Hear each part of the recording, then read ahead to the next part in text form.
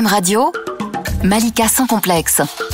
L'interview. Louis Albi, jeune chanteur de 21 ans, a été découvert du grand public il y a quelques mois lors de sa participation à la Star Academy. Ce candidat à la fois intrépide et sensible a tout de suite marqué le programme de TF1 et s'est hissé jusqu'en finale. Son premier album devrait sortir prochainement et le tout premier single Que tu te mentes vient d'être dévoilé.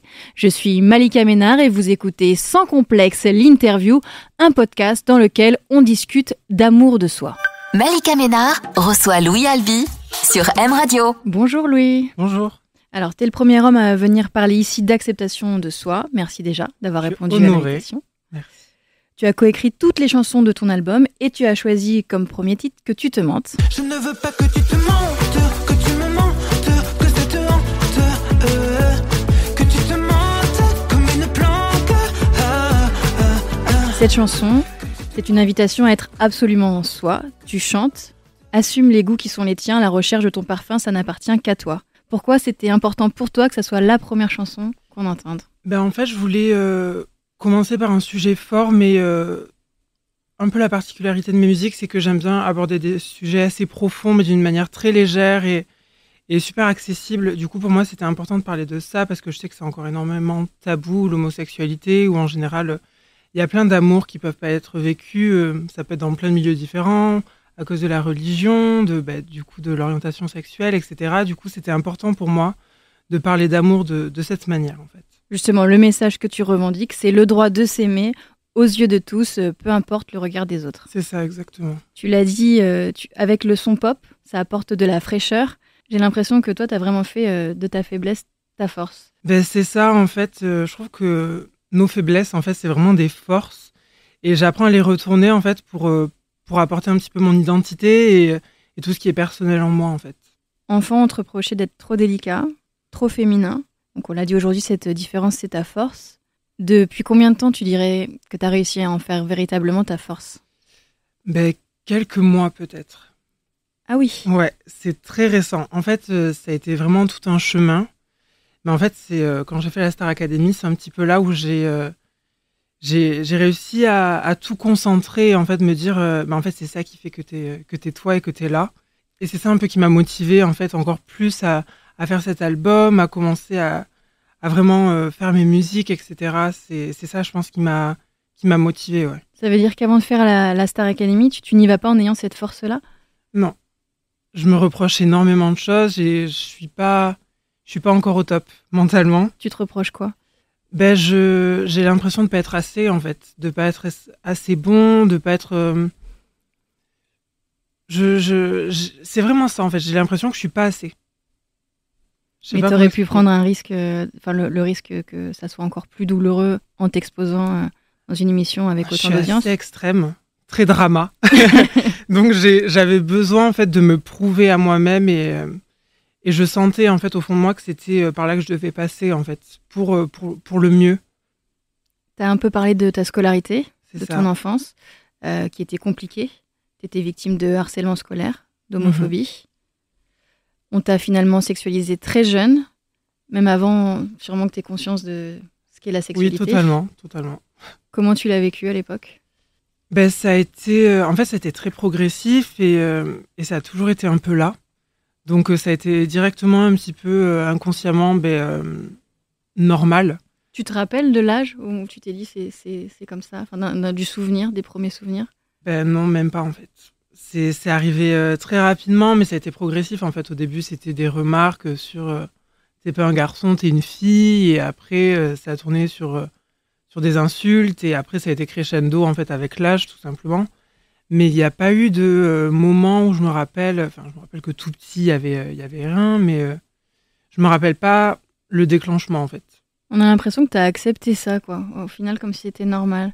C'est pas normal, mais malheureusement, pour me protéger moi-même, j'ai dû faire m'auto-persuader, en fait, que c'était normal. Je pense que c'était un peu un moyen de survivre, de me dire c'est comme ça va passer... Et un jour, ça disparaîtra, quoi. Ça veut dire que tu quittes ta maison le matin avec une famille unie, où tout se passe bien, et que tu sais que tu vas arriver à l'école et que là, tu vas être mis à l'écart. Exactement. Ça, tu cherchais pas à lutter contre ça ? Mais je sais pas, j'y arrivais pas en fait. Tout simplement, je savais pas quoi faire, je savais pas comment réagir. On m'aidait pas forcément quand je demandais à l'aide. Donc, comment un enfant réagit en fait face à aucune réaction, il se dit juste c'est normal. T'avais du soutien d'aucun camarade? Si j'avais des copines, etc., qui étaient avec moi et qui me soutenaient, etc. Mais c'est jamais assez. En fait, on a besoin d'être vraiment soutenu et c'est pas juste avoir des potes un peu. Enfin, c'est étrange comme on se sent vraiment seul en fait, quoi qu'il. Et tu disais que en fait il y avait les gens de ta génération, les enfants, mais chez les adultes c'était pas forcément mieux puisque il y a cette histoire où tu racontes que tu te décides à en parler à ta maman, qu'elle va voir la proviseure pour dire c'est pas possible, la situation de mon fils, elle peut pas rester telle qu'elle. Et que là, à ce moment-là, la proviseure, elle lui dit mais PD, c'est pas une insulte, on lui rappelle juste ce qu'il est. Ouais. La violence très de violent. cette Ouais, mais phrase. j'avoue que j'ai pas du tout été aidée non plus par les adultes. Et du coup, je pense que c'est ça aussi qui a fait que je me suis dit c'est normal parce que les adultes, pour nous, quand on est enfant, c'est un petit peu la voix de la raison, la sagesse, c'est eux qu'on écoute. Et quand les adultes, en fait, ne réagissent pas et trouvent ça normal, moi, j'ai juste intériorisé, en fait, le fait que c'était normal et que je méritais cette violence gratuite, en fait. On dirait que t'as malgré tout fait la paix, que t'as pas de colère, t'en veux à personne. J'en veux pas. Parce que je peux pas en vouloir... je peux pas avoir de la rancœur contre de la bêtise, en fait. C'est vraiment comme ça que je réfléchis. Je me dis, c'est des personnes qui n'avaient pas conscience de ce qu'elles faisaient. Je pense pas que c'était volontaire et que c'était vraiment de la haine gratuite parce qu'on peut pas avoir de la haine et de la violence pour un enfant. C'est pas possible, en tout cas. Pour moi, c'est inconcevable. Donc, je considère juste que c'était des personnes qui n'avaient pas encore été éveillées à certains sujets. Et du coup, aujourd'hui, c'est un peu mon devoir de leur ouvrir les yeux et de leur dire je vous pardonne, mais par contre, je veux que vous avanciez aussi un petit peu dans vos mentalités. Notamment avec cette chanson. C'est ça, totalement. J'imagine que le reste de l'album va dans la même direction. C'est un album qui parle de moi avant tout. Donc, ce qui me ressemble, ce qui est le plus proche de moi, c'est toute cette évolution, en fait, cette confiance que j'ai pris petit à petit, qui des fois s'écroule et repart. T'as quand même des moments où tu doutes à nouveau. Je suis très complexée, je suis quelqu'un de très très complexé, mais aujourd'hui, le regard des gens n'a plus trop d'impact sur moi. C'est plus le regard que j'ai sur moi-même. T'es très exigeant alors. C'est ça, je suis très très exigeant, je me mets énormément la pression, mais les autres ne peuvent plus forcément, certains que je choisis, ma famille, etc., des gens très très proches, mais aujourd'hui j'arrive à avoir du recul, etc., et à considérer que certains avis. Et comme je disais, ça parle de moi et ça parle de cette évolution, donc... Mais qui est extrêmement récente en fait, puisque c'est vraiment... le moment où tu entres à la Star Academy où il y a cette évolution. Mais je me rends compte aussi que c'est un travail qui a été fait en amont et que c'est petit à petit, en fait, c'est toutes ces années en fait de souffrance qui ont amené aussi beaucoup de réflexion et qui ont permis en fait ce déclenchement au moment de la Star Academy. Je pense vraiment que c'est ça. Parce que tu avais travaillé avant, ça a été l'élément qui t'a permis de Totalement. passer l'étape suivante. Tu dis que tu as encore des complexes, ils sont de quel ordre? C'est au niveau de la qualité de ton travail? C'est très superficiel, mais très physique. Ah bon? Ouais. Je suis Comme quoi? très, j'aime rien de mon physique. C'est très compliqué. T'aimes rien de ton physique? Ouais. C'est très compliqué pour moi de me regarder dans un miroir. C'est vraiment. Je sais que c'est étonnant parce que. C'est surtout très dur. Mais faut que tu t'apportes un peu de douceur quand même. Ça. Mais Et ça n'a pas aidé justement de passer à la télé? Ça aide des fois. Des fois, je me regarde à la télé, je me fais aujourd'hui, t'étais plutôt beau. Et après, je me dis, je sais pas, il y a toujours ce truc où c'est très compliqué, j'ai vachement de mal à me regarder. J'ai les frissons directement, je me gêne un peu, je suis un peu... Tu te regardes, tu évites les miroirs, quoi. Ouais. Et le fait que parce que t'as une grosse communauté qui te donne vraiment beaucoup d'amour, parce que moi je te suis, j'avais regardé, ça n'aide pas Au départ, j'avais vachement de mal. Ils te disent que t'es beau tout le temps. Oui, c'est ça. Ils sont trop mignons. Mais au départ, c'était dur pour moi. J'arrivais pas forcément avec mon image, en fait, à moi-même même afficher. Pas le compliment? Non, même pas. J'étais, c'est pour être gentil qu'ils font ça. Et Et en fait, petit à petit aussi, j'arrive à évoluer aussi sur ça et j'accepte les compliments. Je me dis, c'est bon, ils vont pas me mentir. Quand même. Non. Toute la journée, ils vont pas me mentir, c'est pas cool.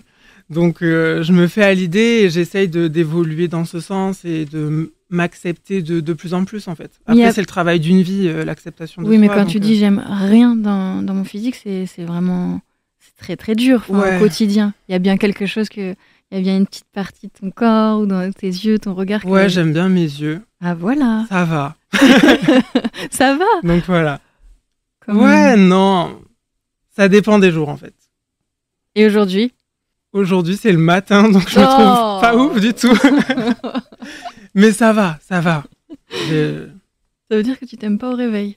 Non. Ah, surtout pas au réveil. Mais pourquoi? Faut quelques heures pour que tout se soit réveillé un petit peu. Donc en fait, on a l'impression que t'en veux à personne, mais avec toi, il faut que tu arrives à ne Ouais, pas t'en vouloir totalement. non plus. Ouais, c'est ça. Et cette phase-là, comment on la travaille? Je la travaille au quotidien. C'est bête, mais des fois, je me force à aller devant le miroir, à me regarder, me dire, tu es bien comme tu es. Mais c'est ce qu'il faut faire. C'est ça. C'est le matin, se regarder, se faire des compliments. Et quand je fais quelque chose dans mon travail, maintenant, j'hésite plus à me dire, c'est bien. T'as bien bossé, c'est cool, c'est vraiment quali et tout. Bah, surtout que tu réalises bien qu'en très peu de temps, il t'arrive C'est plein de ça, belles choses qui te en témoignent. très peu de temps, j'ai fait une masse de travail assez énorme. Donc, je me rends compte que je suis capable, en fait. Donc, ça aussi, ça m'aide chaque jour à me sentir plus légitime et à prendre confiance. Est-ce que t'es quand même totalement en phase avec ton image intérieure, en tout cas, enfin, Ouais. avec ton intellect, avec les messages que Ouais. tu veux passer? Totalement. Par contre, sur qui je suis plutôt en paix. Parce que je sais que j'ai rien à me reprocher, que comme tous les humains, j'ai une marge d'évolution. mais je sais que je me bats chaque jour pour être quelqu'un de bien, profondément bienveillant. Et c'est ça qui rend fière ma mère, mes parents. Donc c'est ça, c'est la priorité pour moi, c'est être quelqu'un de bien. Donc tant que j'ai rien à me reprocher, je me sens en paix avec moi-même. Et ta maman, elle sait que tu n'aimes rien chez toi? Ouais. Et comment une maman, elle peut vivre que son petit garçon, comment elle peut vivre ça, le fait C'est qu'elle s'aime pas? accepté, je pense, au fur et à mesure. Enfin, j'ai toujours été très complexée, donc je pense qu'elle s'est juste fait à l'idée. Après, elle me trouve le plus beau du monde. Ah oui, et c'est normal. donc voilà, c'est les mamans. Mais ça l'embête toujours quand elle m'entend dire que je me trouve pas beau, mais c'est comme ça. Mais du coup, pourtant, tu dis, quand je suis allée à la Star Academy, avoir les caméras sur moi, ça n'a vraiment pas été un problème. Ouais, je suis quelqu'un de très contradictoire sur plein de choses. Vraiment, mais parce que vu que c'est pas moi qui me voyais directement. Tu regardais pas le retour? Vous l'aviez pas? Très Mais peu? non, on n'avait pas les retours, on voyait, enfin, juste le premier prime, enfin, chaque semaine, on voyait les primes. Et donc là, souvent, je pleurais. Mais non. Enfin, le premier, j'ai beaucoup pleuré parce que c'était traumatisant pour moi de me voir, en Oui, fait, c'est une à la première télé. aussi. C'est un peu spécial. Et mais après, on s'y fait, en fait, tout simplement, et j'ai réussi à avoir un certain détachement. Au début, tu pleurais parce que tu t'aimais pas physiquement dans la télé. Physiquement et tout, enfin, c'est la globalité, je me disais. J'étais très dure avec moi-même. Parce que tes performances, elles étaient saluées. Ouais, mais c'était Je veux dire, toujours... t'es allée jusqu'en finale, donc oui, dès le oui, début, on le mais- savait.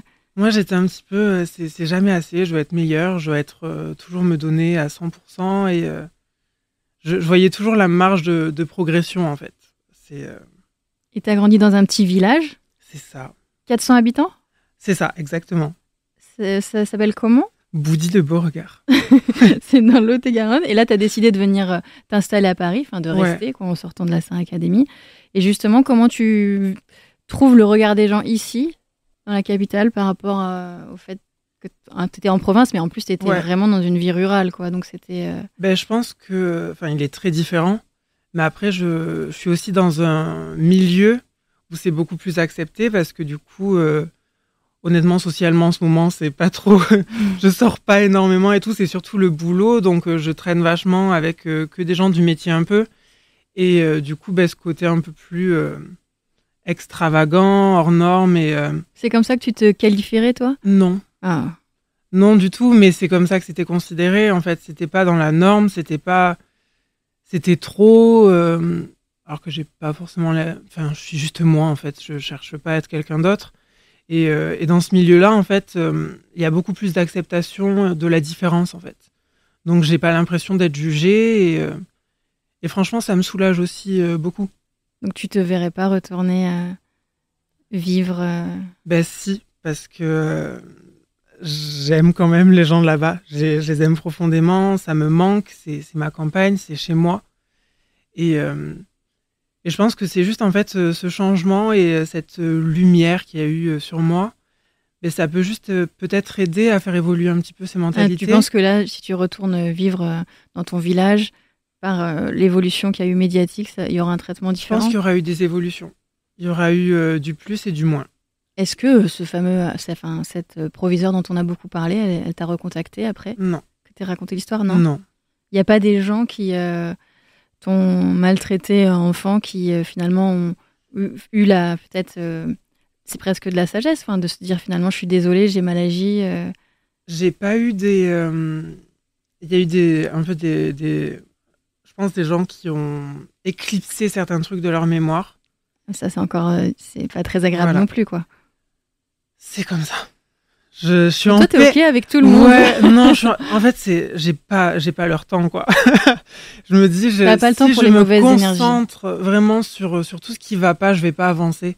Et aujourd'hui, j'ai avancé, je suis en train de vivre mon rêve, et c'est pas pour que je me replonge en permanence dans ce qui allait pas.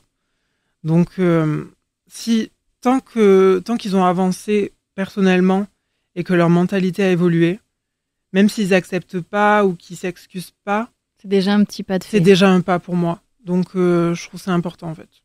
On a beaucoup à apprendre de cette philosophie. Justement, on termine l'émission avec 3 questions. Dedans, il y a le mantra qui ne te lâche pas. Quel est le tien? Je sais pas, j'en ai pas forcément. Juste, je me bats pour être une bonne personne et je donne à chaque fois le maximum. C'est ça, pour rien regretter, en fait. Ta définition de la beauté?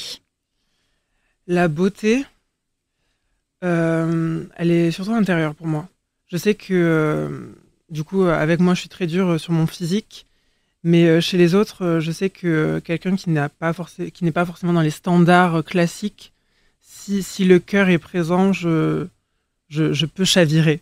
Donc, pour moi, c'est avant tout le cœur qui est important et toutes les valeurs, en fait, fondamentales, humaines. Comment est-ce que tu dis au revoir au complexe? Ben, petit à petit. C'est un travail et je sais pas, c'est...